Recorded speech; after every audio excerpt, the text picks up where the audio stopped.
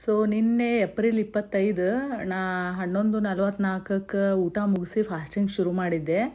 But ಆದ್ರೆ ಹೊಳ್ಳಿ ಮತ್ತು ಸಂಜೆ ಹೊತ್ತಿಗೆ ಮತ್ತೊಂದು ಸ್ವಲ್ಪ ಸ್ನ್ಯಾಕ್ ಒಂದು ಕಾಫಿ ಕುಡಿದೆ. ಹೀಗಾಗಿ ನಂದು ಫಾಸ್ಟಿಂಗ್ ಸಂಜೆ 7:15 ಶುರು ಆತು.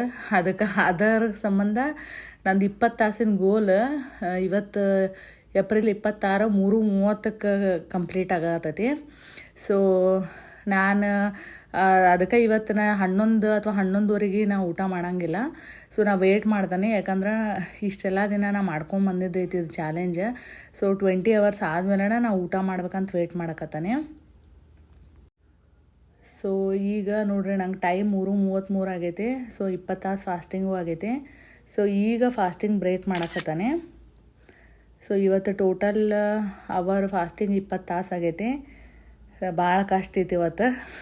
ಯಾಕಂದ್ರೆ ದಿನ 11ಕ್ಕೆ 12ಕ್ಕೆ ಊಟ ಮಾಡೋಕ್ಕೆ ನಾ 3:30 ತನಕ ವೇಟ್ ಮಾಡೀನಿ. ಸೊ ಈಗ ಊಟನೂ ಮುಗೀತು ನಂದು. ಈಗ ಜಲ್ದಿ ಊಟ ಮಾಡೇನೆ. ಸೊ ಹೀಗಾಗಿ ಫಾಸ್ಟಿಂಗನ್ನು ಈಗ ಹೊಳ್ಳಿ ಶುರು ಮಾಡ್ಬೇಕು. ಇವತ್ತು ಈಟಿಂಗ್ ವಿಂಡೋ 26 ನಿಮಿಷದೈತೆ ಅಷ್ಟ. ಸೊ ಫಾಸ್ಟಿಂಗ್ ಹೊಳ್ಳಿ ಶುರು ಮಾಡೇನೆ. ಈ ವೀಕಾಗ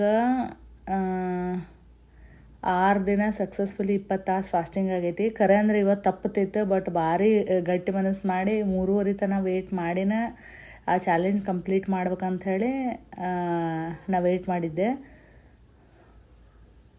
ಈ ವಿಡಿಯೋ ನಿಮ್ಗೆ ಲೈಕ್ ಆದ್ರೆ ಈ ಚಾನಲ್ಗೆ ಸಬ್ಸ್ಕ್ರೈಬ್ ಮಾಡಿರಿ ಮತ್ತು ನಿಮ್ಮ ಫ್ರೆಂಡ್ ಜೋಡಿ ಶೇರ್ ಮಾಡಿರಿ.